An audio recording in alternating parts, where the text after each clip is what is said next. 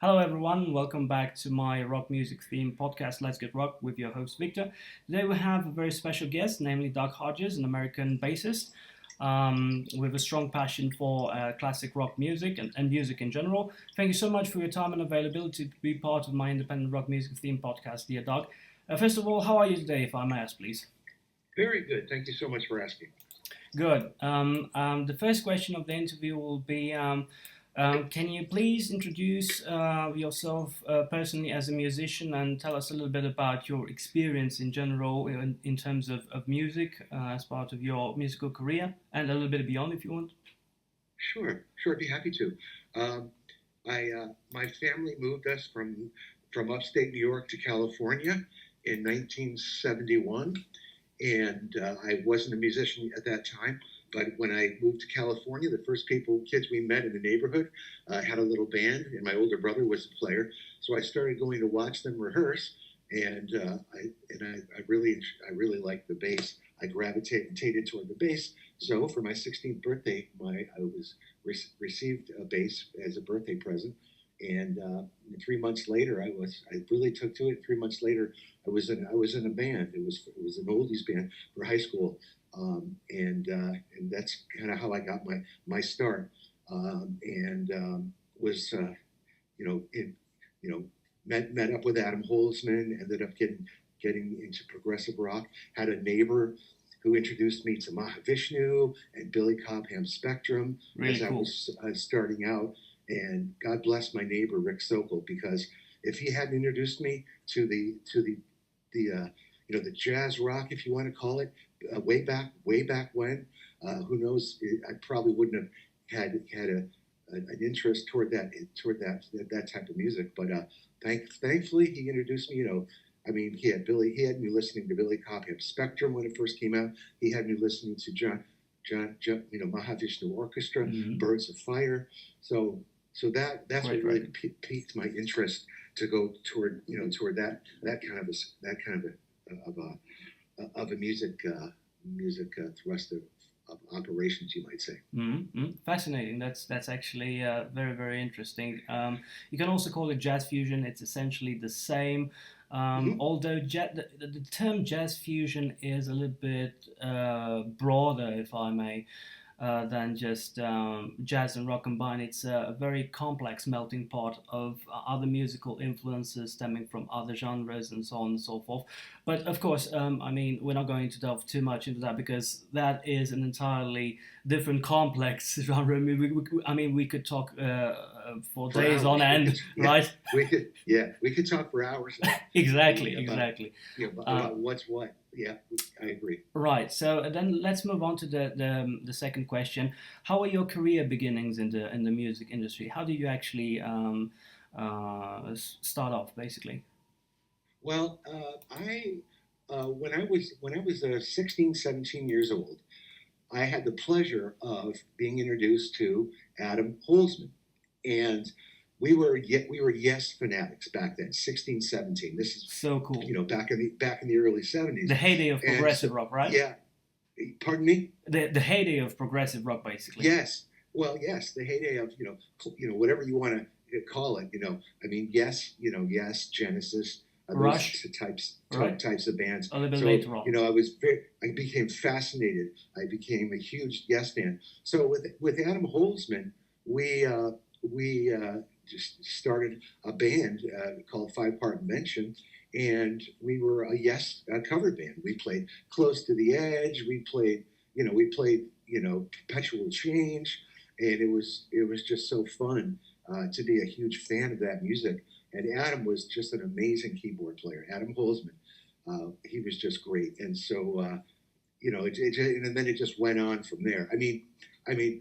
I actually didn't become a professional gigging musician until much later. It was hobby, and it was me just pursuing my passion for progressive music.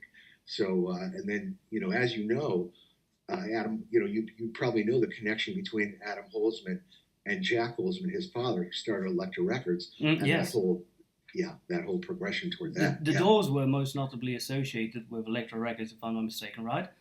early on. Pardon me? The Doors Pardon? were actually associated with Elektra Records early on, right? Yes, But not yes, the only. But door. not only. Yes, yes. The Doors, Jack and Paul Rothschild, I believe, Yes. went and saw them at the I think the Troubadour, and they he just Jack decided uh, to sign the Doors, and so that was the beginning. And of course, as you know, Paul Rothschild produced almost all their music back then. So yeah, so that's my connection to Adam and Jack, and that's my connection to. That's how I ended up meeting Ray and actually being invited to play on his his solo record Carmina Burana. I'm not really, again, it was really the kind of the luck of the draw.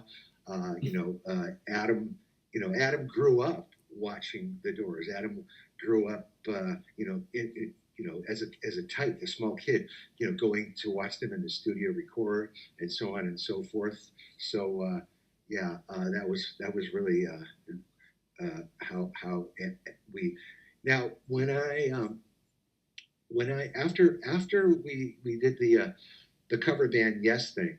Adam, who again is a brilliant player, I can tell you he's played with everybody. He started he wanted to do a fusion band, and this was back in the late '70s, early '80s, and he was based in Occidental College out here in Eagle Rock, California, and I he invited me to do a jam for an event at school, and it turned out really well. And that's when we decided to form a fusion band, and that was the beginnings of the Fence, Fents, who I played with for a few years, and we had a very nice following, and that was right back during that time, back in the late '70s, early '80s, and we had a really good following. Our Occidental College was kind of our home base, and we had a lot of fans from the college. I mean, it was pretty amazing when we could go and we could pack the Troubadour. This is instrumental jazz rock, no vocals, but that was kind of the happening thing, and there were a lot of people that really liked that type of music back in the early '80s. All the great records that were coming out. Miles hooked up with Marcus Miller. They started doing the jazz rock funk. You had the Bruford Band. You had the Dixie Dregs. You had all this amazing fusion music that was going on at the time, and that was really kind of a highlight of my playing. Getting with Adam Holzman, creating the being in the Fence. We had a brilliant guitar player named Ted Hall, who passed away fairly young, rest in peace. And we also, because of my connection with Adam Holzman, his father, Jack Holzman, paid for us to do our record, and Nice. it was produced by Paul Rothschild. So cool. Paul Rothschild actually produced our fusion record, The Fence. Cool. First Offense, it's called, Mm. and it was incredible being able to work with Paul Rothschild. I mean, it was an amazing process working with him. He'd bring us in the studio. He'd have us do 6 passes of the same song, and get those. And this was back when we were using tape, and then he would once he got 6 passes of each song. Then he took us into the studio, and he actually edited the tape. If there was 2 measures or a measure that he didn't feel were up to par, he would go through every 6 versions, find the 2 measures that he wanted to replace, splice out the measures he didn't like, splice in from the other tape. There are actually, maybe I shouldn't say this, it's let the cat out of the bag. There are actually 200 tape edits on our Fence first Offense. That's amazing. That's quite a number. It was amazing working with Paul. He is an amazing guy. So friendly, so nice. And Adam's father, being that he was the founder of Elektra Records, he paid for the entire record. God bless Jack, who's still alive and well. Jack Holzman, probably in his late '80s by now. But it was just an incredible experience being able to work with Paul Rothschild and having Adam. And I don't know if you know this, but Adam Holzman, after the Fence era was done, Adam went on to play with Miles Davis, Wow. and just a smorgasbord of other jazz rock people. Now, Adam has been with Steven Wilson for the past, I think, 6 or 7 years as the keyboard player for Steven Wilson. So, Of Porcupine Tree, sorry, right? What? Steven Wilson of Porcupine Tree, right? Yes. Okay. Steven Wilson, yeah. Yes. And I wasn't familiar with Steven Wilson, to be honest with you. I somehow I missed Porcupine Tree. I don't know how. But, Adam, I remember Adam texting me a video clip. Hey, I got this new band, Steven Wilson, Doug. Check out this clip. It was them at a live gig. And this was 7 years ago. He's been with them ever since. And so then I became aware of Steven Wilson. And whenever he's in town, he will invite me to go. I'll show up, and it's just, oh, what an incredible band. I mean, it just I'm sure you're familiar with Steven Wilson. Yes, absolutely. I'm a big Porcupine Tree fan, actually. Okay, well then, yeah. So yes, so Adam got in the band around the Raven That Refused to Sing time, around that time, and it was an incredible record. And so Adam's still going strong with Steven Wilson, and it's just a beautiful thing to watch. And it was just amazing for us as in our early 20s to see Adam get picked up by Miles Davis and to go on tour and to record with Miles Davis. It was just, as a fan, just seeing all that kind of stuff happen was just really incredible. So really something. Absolutely, I can totally believe that. And now while we are at it, and since we're talking about legends and Elektra Records and Doors and Ray Manzarek, how did you actually meet Ray in the first place? Yeah, that's a good question. Well, being that Adam and Jack, they were connected to Elektra Records, and Adam was friends with Ray and Robbie and John, and of course, Jim had passed. So, so Ray would come and see us at the Troubadour, right? The Troubadour is a famous club in Los Angeles, and it's a mainstay. Everybody had played at the Troubadour. In fact, Doug Weston, the guy who ran the Troubadour, had a deal where if I give you the option to play here when you're not known, you must come back and play again, no matter how big you get. You must come back and play at the Troubadour. And I've seen many great bands at the Troubadour. Return to Forever at the Troubadour. Wow. Rouă at the Troubadour. Big names. Big names. It only seats 250 people, so it's great seeing that. But anyway, Ray would come and see us play because he was friends with Adam, and he was just loved music. So Ray would be in the audience watching us play. And the next thing I know, Adam says, "Hey, Ray wants us to play on his next solo record, Carmina Burana." And it was produced by Philip Glass, who's a very well-known producer. And we said sure. So Ray is such a beautiful, down-to-earth guy. We would rehearse. Our rehearsal room was Adam's garage in Eagle Rock. Ray would drive out to Eagle Rock and sit with us in our little teeny rehearsal room, and we would rehearse via, he brought the music, so we would rehearse the music in Adam's garage, and then we finally, when it was time, we went to A&M and we did the tracks at A&M with Philip Glass producing, and it came out really well. I really like the Carmina Burana record. It's based on Gregorian chant music from long ago. But so that's how our relation. That's how I met Ray and was able to work on his solo record. He was just the nicest person. He is just, there's no rock star about him. He is just the most down to earth, no ego, no rock star. He was a beautiful, beautiful man, and we were able to spend a lot of time with him and listen to stories. Listen to some stories about Jim and the Doors and and so on and so forth. But that's how our relationship blossomed with Ray, and I was able to play on his. I was never a session guy. It's a clique, right? Mm-hmm. There's a whole clique of guys that do all the sessions. So it's not like I was the big session player. I never was. But Ray liked our music. He liked our band, The Fence. He knew we'd be capable of playing on that record. I backed him and doing a pretty good job. So that's how that thing came about, and that's also how my wonderful story about Joni came about. Shall I tell you that? Of course, absolutely. That's what I was going to ask you afterwards. Yes, Please.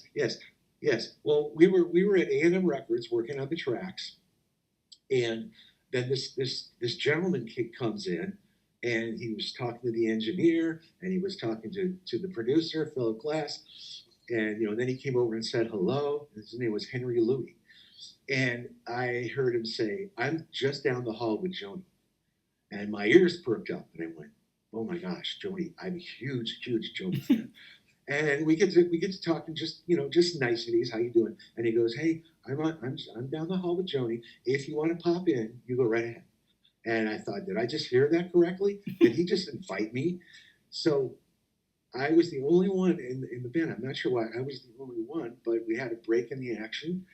I walked down the hall to where he told me he was. I opened the door a little bit. I looked in. He looked over at me. He waves me in. Waves me in. I go and I sit down, and it's him and Joni and me. That's it. And she is working on Wild Things Run Fast, and she was working on a song called Flat Tires. And it was just amazing for a fan like me. I just sat there and watched her working on vocal overdubs for the song Flat Tires, and it was just incredible. I feel so lucky and honored to be able to sit there in the studio, just me, her engineer, producer Henry Louis, and her. It was fascinating. It was fascinating. And the interesting thing was she was working on really thick vocal harmonies for the chorus of Flat Tires, and she was approaching it almost like a lot of that, like the old standard jazz harmonies with ninths and sixes and thick chords, almost like the 20s and 30s kind of jazz. And I thought, wow, that's really interesting. But interestingly enough, when the record came out, there were no harmonies at all on the chorus. So it shows you the genius of her.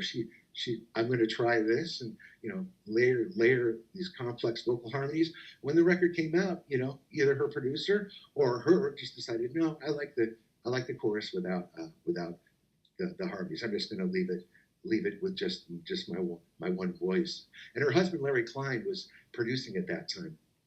Awesome bass player, Larry Klein. That was producer and her husband at the time. So that's my Joni story. I was, that's one of the highlights of my life was being there, sitting there, watching Joni record in the studio. And it was just, as long as I live, I'm never going to forget being there and being able to see what I saw and watch that happen. Well, that must have been a really amazing musical experience and life experience in general. I mean, Johnny is such a wonderful person, and if for some odd reason someone doesn't actually believe us, then he or she should definitely trust Neil Young, because Neil Young knows her quite well, and he actually described her quite well. As a wonderful person and a very complex musician. She might have started she started off as a folk musician, but she's far more than just a folk musician, right? Oh, she has the broadest. She has a very, very broad musical DNA. I mean, if you listen to, she's got her wonderful pop music, but even her. Like take a song like Clouds, right? Clouds, Both Sides Down. Yes. You listen to songs like that, and sure, they were popular and they were hits for other people, hits for her, but there's a certain depth to what she does, vocally and instrumentally, with her chording and her open chords on her guitar. That's deeper. That's more complex and deep than you would imagine. What's fascinating to me is the way she got Jaco involved. Yes. Jaco was on Hejira. And yeah, Don Juan's Reckless Daughter. Yes. Hejira. Yes. And just the way she trusted.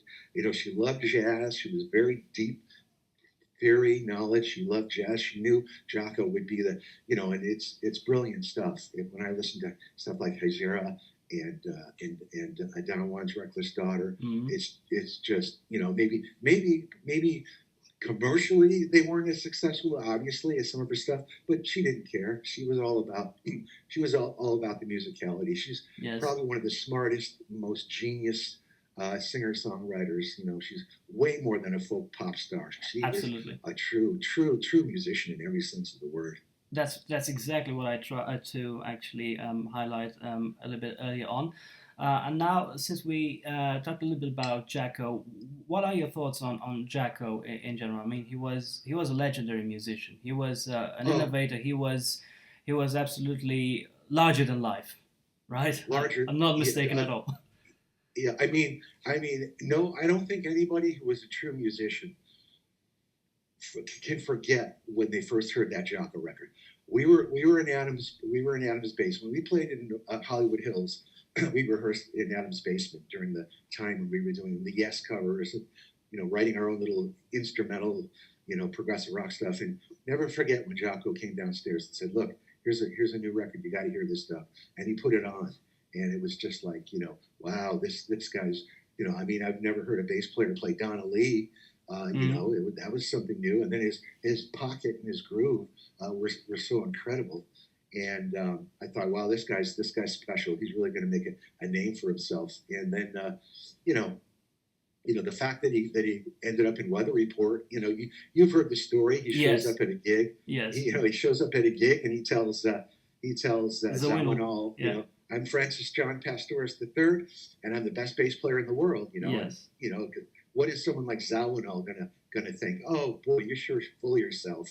But Jocko certainly had the gift to back it up. And Yes, I absolutely. think heavy weather, heavy weather Hmm. is probably one of the most immaculate records I've ever heard. I mean, Zawinul, I Absolutely. love the way Zawinul writes. They had the perfect combination of people, and the bass playing is stunning. His sound, his accuracy, his artistry.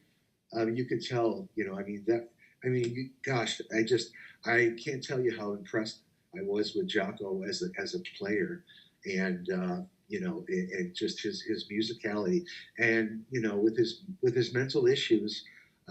It's so sad that his bipolar got the better of him in the end, and he met a very sad end. But when he was on it, he was climbing the ranks, and he was. I mean, if you listen to, first of all, Heavy Weather is just immaculate. I mean, For every note is starters, spot yes. on. I mean, yeah, and then like 8:30, the live record, Yes, yes, 8:30. absolutely.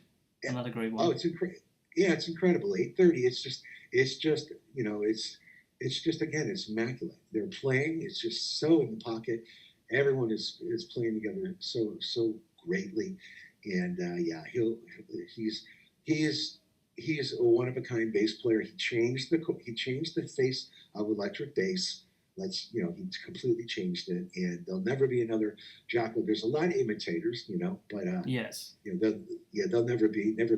There's a lot of great players out there Hmm. that you can tell they're influenced by Jocko, whether Absolutely. it's the sound of their bass or it's whether the kind of music and the kind of riffs they play. But Hmm. no, Jocko was an immense talent. He was like a shooting star, and yeah, and one of a kind. And how many people say Jocko was the best, greatest of all time? And it's Absolutely. true. It's true. He was just it's amazing. Just who's a bass player probably is a huge Jocko fan. No Yes. one, no one you're going to meet. No one that says Jocko, he was okay. No, he was something to behold. Mm, Something to behold. mm. And actually, for any true jazz fusion fan, Jacko's music, whether solo or with Weather Report or with any other type of musician, is a mandatory listen. Absolutely, at Yes. least in my humble opinion, it's definitely a Yes. mandatory listen. Whether you Yeah. are actually an amateur bassist, from time to time I actually get to play a little bit on the bass as well. And I start off with a sound check on Birdland, which has an iconic bass line, and it's, Yeah. it's Oh really yeah. beautiful. But I mean, in general, Jacko was an amazing human being, and he was a very nice guy. Actually, he was very much like Morrison, for example. I mean, fundamentally speaking, essentially speaking, some Yeah. people focus on the negative or darker sides of their lives, but they were actually very nice human beings, and definitely very creative and very loving, Yeah. charismatic. Yes, absolutely. And it wasn't until his issues started to get the better of him that I mean, nobody's perfect. Obviously, we all have our good Obviously, side and our bad of and our, course. and our bad side. But yeah, when toward the end, when his bipolar, and he wasn't taking his medication. He could be very difficult to deal with, Mm, right? mm. But it just goes to show you, if you have an untreated mental disease and you self-medicate with alcohol instead of medicine, It's very uh, you dangerous, know, yeah, unfortunately. I mean, unfortunately. I remember I worked for a guitar company called Schecter Guitar Research back in the late '70s, early '80s, and I used to go to the NAMM shows. And are you familiar with the NAMM show, National Association of Musical Manufacturers? And Are you not familiar? really, not really, but I think I heard of them at least a little bit, Yeah, vaguely, vaguely. yeah. It's a big event, and they have it at least once a year, and sometimes twice a year, summer and winter show. Mm, And it was crazy. I remember this was in the early '80s, right in the height of Jocko's fame. mm. And I was manufacturers would have events. They'd have a suite, and they'd have an event. It's just promotional event for their product or their strings or their guitars or whatever. And I remember must have been 50 people inside the suite. And who walks in? Jocko. Mm. Jocko walks in, and he sits down at the drums, and he plays the drums for about 30 minutes. Then he picks up the bass, and someone else got on the drums, and just I think remember it was just bass and drums. And I'm right there. I'm 10 feet away, and I'm watching him in this hotel suite, jamming. And it's just like it was just amazing, being that close to him and watching him and seeing him up close, and it was just wow, it was just stunning to me. I was just there's my idol 10 feet away. I could have reached out and touched him. I can imagine. I can Yeah, imagine. yeah, And yeah, as an important side note for our listeners, Jacko explored the harmonic range of the electric bass by playing various harmonics, and this actually gave his music and the instrument a symphonic range. So he was not only a very, very good bassist, he was an innovator. He made the bass a lead instrument as opposed to yeah. just being an instrument which is usually part of the rhythm section, which is very important, by the way. I mean, it's the bacon of music in any type of band or in any type of genre, right? Uh, Absolutely, absolutely. He stretched the boundaries of what bass. There were no boundaries to him. There were yes. no boundaries. There No were no boundaries. Yeah. rules. There were no rules at a concert with No. Jacko, which is amazing. No. I mean, that's in a certain sense, he reminds me of the same stage persona as Morrison, but of course in a different field. I mean, he was an instrumentalist, and Morrison was a poet and a lead vocalist. I mean, not exactly the same, but fundamentally there are some similarities, right? Well, that's a good point because Jocko really became a focal point of Weather Report when he got in. He was a true rock star. So it was a different category. It wasn't pop music, so it wasn't like the mainstream public saw him as a rock star. But people that enjoy jazz rock fusion, to them he was a true rock star. He was a true rock star in that sense. He was absolutely, and he was like Jimi Hendrix of the bass. Yes, absolutely. I He- mean, he actually revered Hendrix. yes, He actually performed a very fine version of Third Stone from the Sun live in yes, Offenbach, if I'm not mistaken, in West Germany, right? yes, Back in and he would '78, he would something quote like that. he would quote Hendrix. He would quote Hendrix often when he was soloing. He would Mm. quote riffs from Hendrix. But yeah, he was a true rock star in that realm. He was an Mm. absolute rock star, absolute Absolutely. rock star. Absolutely. Yeah. And just like Jimi Hendrix, just like his idol, he was quite heavily into the Urantia book, as I assume you already know. And this particular esoteric work influenced a notable Weather Report song called Havona, which is a direct reference to one of the universes described in the Urantia book. Oh, you just educated me. I was Oh, not aware of that. I yeah, was not aware of yes, that. I mean, the Urantia book actually influenced Jacko and Jimi Hendrix and Steve Ray Vaughan and other rock musicians throughout the passage of time. And it's actually quite a fascinating book. I'm not going to delve too much into it right now because it's a little bit outside of the scope and the boundaries of this interview. We could talk about this particular fascinating book on and on. I have, as a side note, I have a hardcover copy of it, and I read it a little bit. And it was actually Jacko who got me into the Urantia book as well, because I was really fascinated by him. And one more important thing while we're talking about Jacko is the fact that his influence is still notable in the stage persona of some musicians, not only in terms of technique and imitation essentially, but at least it's imitation made with style, right? It's not amateurish kind of imitation. It's imitation made with style and great taste in terms of music. This is actually quite fascinating. But just to head back a little bit to the Urantia book, I was fascinated by this particular song called Havana. And I did some research on the matter, and I actually discovered the fact this is actually a direct reference to the Urantia book. And it fascinated me. I mean, just like Hendrix, Jacko read the Urantia book. And how cool is that? Interesting. Yeah. Well, now I'm curious. Now I want to delve into the Urantia book. Yeah, that's great. It's really cool. It's a public domain work, by the way, so it's really available on the internet, and it's from my particular perspective and in my humble opinion, it's definitely worth reading, be it solely as a classic rock related trivia or jazz fusion related trivia. And now for the last part of our interview. What advices would you give to a prospective bass player, to a new musician who would end up playing on the bass or any other musical instrument for that matter? Oh, just practice. I mean, you can take lessons all you want. Mm-hmm. It's a great way. It's a great way to learn theory and to get yourself started. But I think the ones that become truly good musicians are the ones that have that motivation. They love the music. They have curiosity.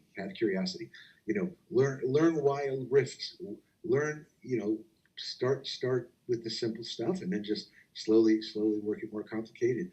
But I'm largely self-taught, and I think if you have the motivation and a great thing to do if you're getting really into the jazz and the fusion, listen to these people, listen to all the people, whether it's Alfonso Johnson on the Early Weather Report, who I also love, whatever, and just listen to the riffs they're doing, learn them, and more importantly than learning them, figure out what does it sound like it's like it does. How is that riff against that chord? Give it that sound. Right, these scales and notes that I'm using, and get transcriptions. Whether you can learn a lot by just getting a lot of bassists use they'll maybe get some old standard jazz stuff. I listened to Charlie. I got Charlie Parker transcriptions. Really cool. And read those. And then when learning how to walk the bass, I got Ron Carter transcriptions. Ron Carter, as you know, is one of the finest stand-up bass players ever living.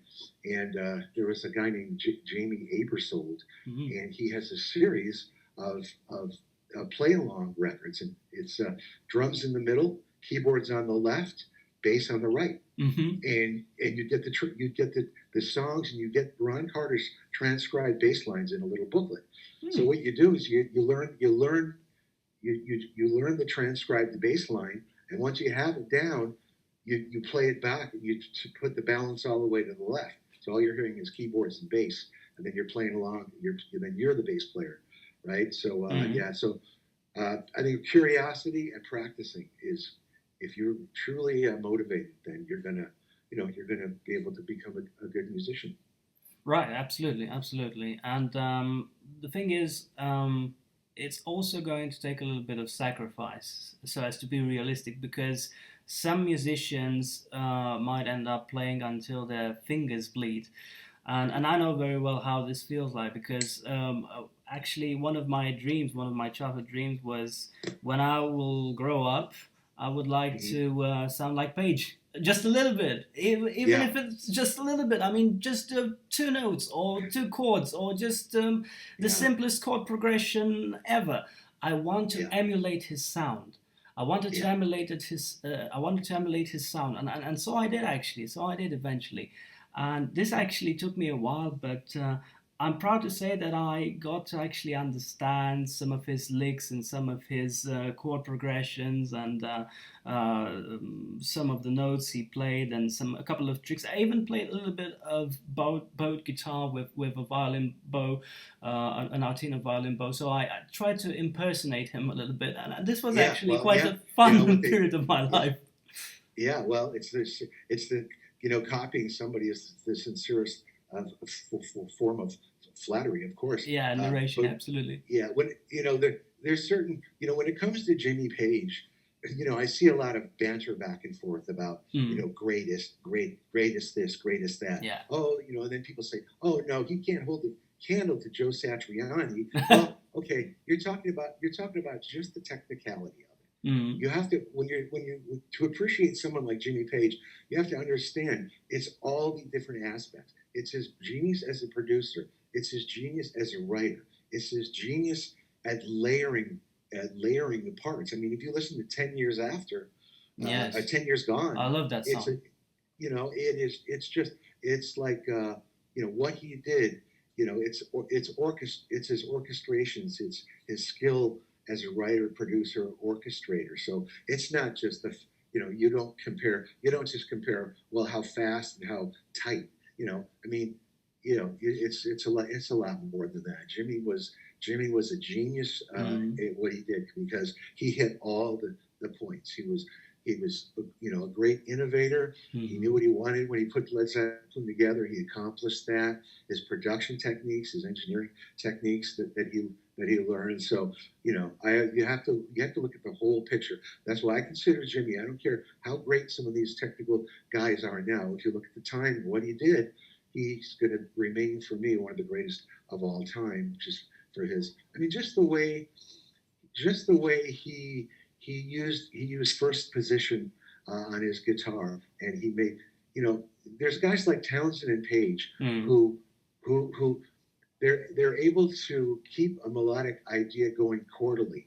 They don't just play blocky. They have that first position, and their little chord structures are little melodies in themselves. They're always moving and creating a great depth and breadth to the music, just because the way they approach it. They're just I mean, I've kudos, and that's a lot of the reason why I like.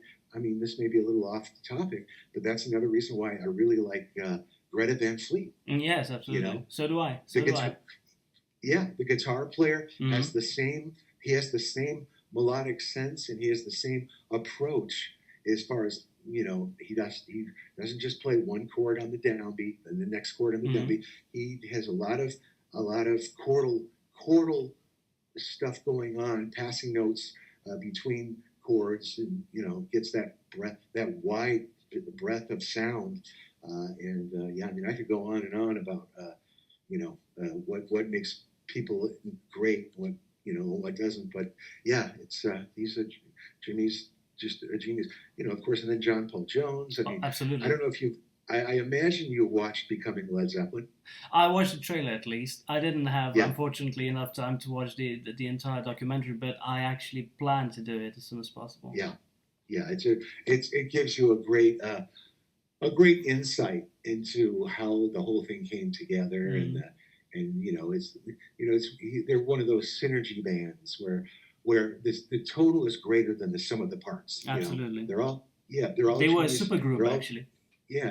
like the Who, Mm, Led Zeppelin. There's a lot of bands like that where it's just the lining of the stars.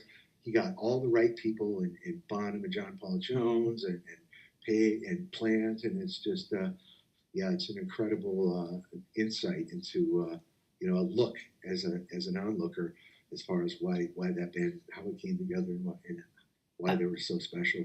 And let's not forget about Sandy Denny, wonderful Sandy Denny, for a very, very brief period of time on Led Zeppelin 4 on Battle of Evermore. Sandy Denny of Fairport Convention. She also contributed to that amazing record. And she even had a symbol of her own. The sigils, the symbols, the esoteric symbols on the album. The circle was also a symbol for Jimmy Page, the triquetra for John Paul Jones, the feather of Mart for Robert Plant, and the Borromean rings for John Bonham. Sandy Denny also had a symbol of her own, which is quite amazing. And I did not realize that. You just educated me again. Well, thank you very much indeed.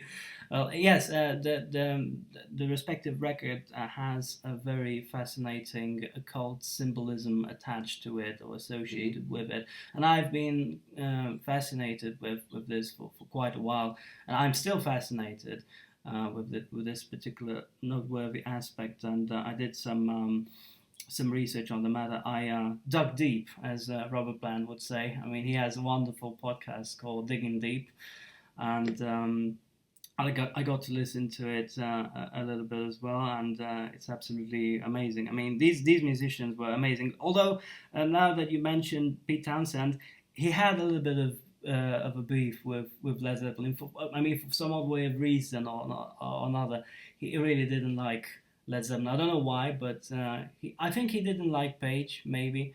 But also Ian Anderson of Jethro Tull didn't get along that well with Jimmy Page, if I recall correctly.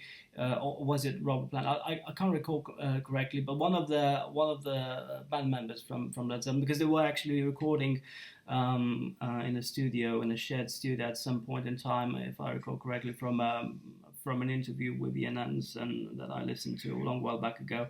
So there were some not so pleasant moments among these classic rockers. I mean, it wasn't all a very united, cheerful family, right? Oh, yes, absolutely. Unfortunately. I mean, yes. I mean, when you're looking at people that have had incredible success like that, yes, each incredibly successful in their own endeavor, you're inevitably going to have some strong opinions.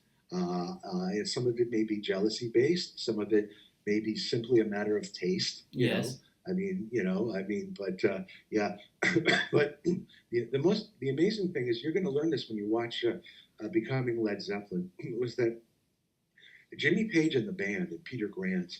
Mm-hmm.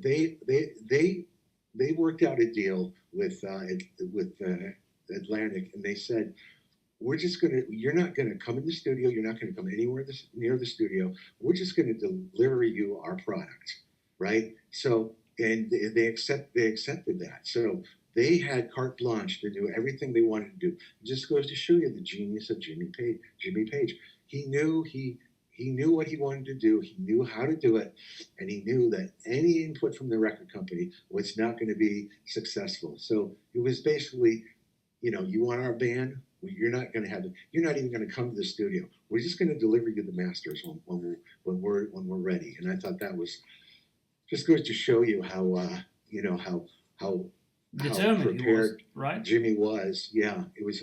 So they didn't need any record company help. Talking about not liking this or not liking that. I mean, the critics didn't like the first couple of Zeppelin records. Because they considered it bad taste, most likely. Yeah. I mean, how can you? Critics. I mean, it shows you how useful critics are. I mean, those albums those albums have stood the test of time. Absolutely. And they're classic records, some of the best groundbreaking records, and to have a critic throw his 2 cents and not like them, it's like you wonder how valuable is a critic really. Yes, absolutely. I mean, the critics didn't quite get Johnny either, but I mean, that doesn't change the fact that Johnny is still a wonderful, amazing musician and an artist in general, and painter, by the way. I felt that I must add this particular aspect as well. Critics in general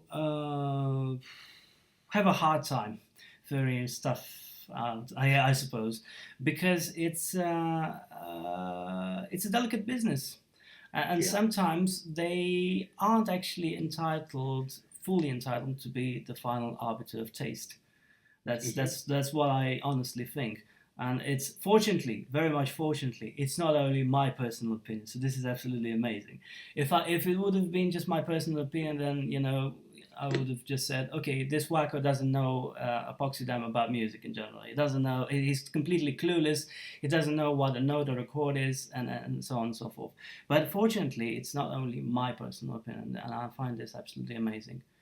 Yeah. Yeah. Well, I guess that actually wraps it all up and leads us to the conclusion of this interview, that music should be enjoyed beyond criticism, and this is the ideal manner in which we should listen to music. It's in the end a subjective experience, and we shouldn't always trust critics. Although from time to time the criticism and reviews are quite valuable. I mean, it depends very much on the critic we're talking about.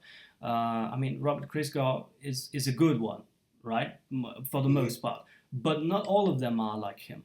Not all of them are like him. Right. So, and even him. I mean, I wouldn't trust all of his reviews, but I feel I'm actually in stronger accordance, or how shall I put it? I mean, I agree to most of his reviews that I read. But even he can be a little bit biased. I mean, we're all biased in the end, right? Sure. Whether we like it or not. A critic's opinion to me is about important as the guy next door. Yeah. You know, I mean, I don't give it. I would never base. I will never let what a critic says influence. We all enjoy music in our own way, and a critic is just a sounding board. You may have a critic that you don't like so much. You want to listen to everything he doesn't like because you disagree with him. Yes. So critics are just again, they're just a reflecting pool of their own mind, and take it or leave it. They're not that important. Which can be right or wrong. Right. Well, anyway. Thank you very much for your time and availability. It means a lot to me to have you on my podcast. You are a very valuable and esteemed musician, and I would hereby like to thank you very much for your music. It's an amazing musical life that you lived, and you had amazing interactions with really, really wonderful people. I mean, each and every one of them a legend in his or her own right, and I would like to show you my utmost gratitude and wish you all the best and plenty of respect. Thank you so much, Doug. Thank you very much. It was fun talking to you. Thank you so much. Okay.